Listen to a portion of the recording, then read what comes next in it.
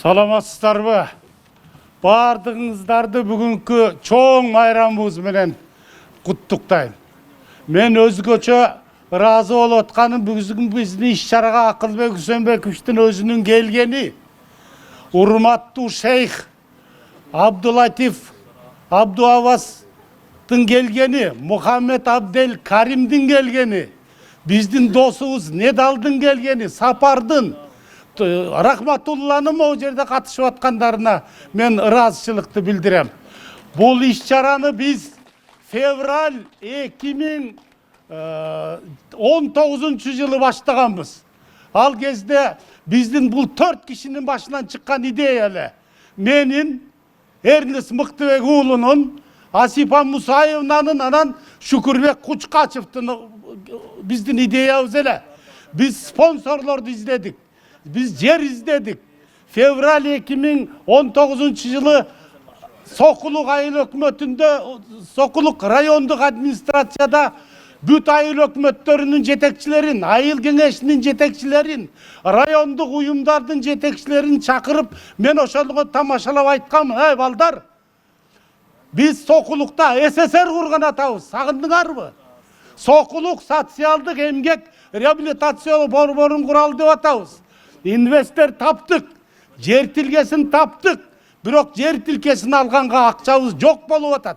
Жардам бергиле десек, райондун кызматкерлерине ыраазыбыз. Бир күндүк айлыктарын чогултуп беришти. Асылбаева Гүлшат Кадыровна өзүнүн колунан келген акчасын алып келип берди. Фаиза кафесinin жетекчisi Али Мурза 320 000 сом жетпей аттыр, аягын ошолап келип Мурадил Мурзага талап кылып бул центр турган жерди сатып беришкен. Ага чейин жана Акылбек Үсөнбекович айткан Уламбек Жусупов деген азаматка биз өтө ыраазыбыз. Крупская айыл өкмөтүнөн Жеңиш Кадыровичке ыраазыбыз. Тетиги фундамент турган жерди алар бизге бекери берди. Жалпысы 15 сотук жер. Анан араб туугандардын жардамы менен момундай жакшынакай ишке жетишип атабыз. Мен негизи айтам, майыптардын, оорулуу адамдардын тагдыры, жашоосу ушинтип асманды сыр булут басып турган, жерде көкмүз ак кар басып турган суук кыштын күнүнө салыштырам мен. Биздин тагдырыбыз ошондой. Бирок ошондой күндөрдө дагы жарк этип күн тиет, жүрөгүбүздү жылытат, көңүлүбүздү жылытат. Анан мына урматтуу шейхтин келгени, Акылбек Үсөнбековичтин могу жерде Толкун, Мухтар деген прорабтар өздөрүнүн командалары менен иштеп беришти. Мен өзгөчө айтарым Айтыбаев Курбанбек мырзага, айылдык райондук социалдык коргоо жетекчиси Бакыт Усупбековго рахматыбызды айтамын. Рестин жетекчиси Руслан Каримовго, архитектуранын жетекчиси Жанусаков Бекболотко, Рестин бүт командасына ыраазычылыкты билдирем. Андан тышкары ушул жердин оор жүгүн мойнуна алган, бир буту жок протез менен жүргөн Эрнест Мыктыбек уулунун командасына рахмат айтамын. Ушул жерде Адилет жүрөт, Жылдызбек жүрөт, Амантур жүрөт. Эки буту жок балдар ушул жерде, Бакыт жүрөт бу жерде иштеп. Биз жан талашып жүрүп, өжөрлүк менен көгөрүп туруп 4 жыл аракет кылып, араб туугандардын жардамы менен мамлекеттен бир тыйын албай ушул имаратты салдык. Асанабил фондусунун кызматкерлерине мен ыраазы болуп атканым, Шейх Абдулла Нури фондусунун кызматкерлерине рахмат болуп атканым, бизде эле майыптар башка жактарда дагы ушундай центрге муктаж. Кыргыз азиздер дүлөйлөр коомунун өзүнүн центрлери бар.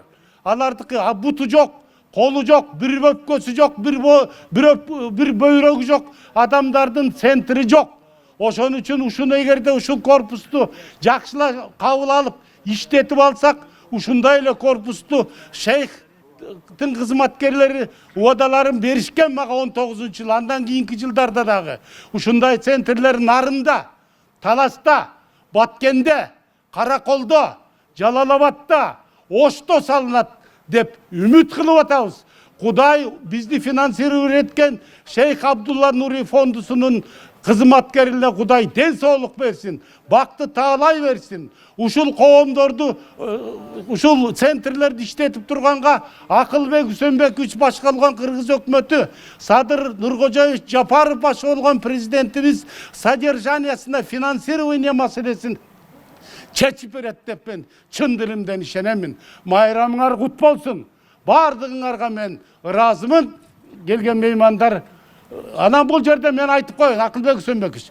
Бул жерде Айтыбаев жүрөт, Бакыт Усупбеков жүрөт, Жеңиш жүрөт. Ой, буларды мен иштеп атам да, Токтобүбү Жээнбаевна деген зама ким бар эле, азырда бул жерге келиптир. Чоң рахмат Токтобү айым. Биз 2019 жылы ушул ишти баштаганда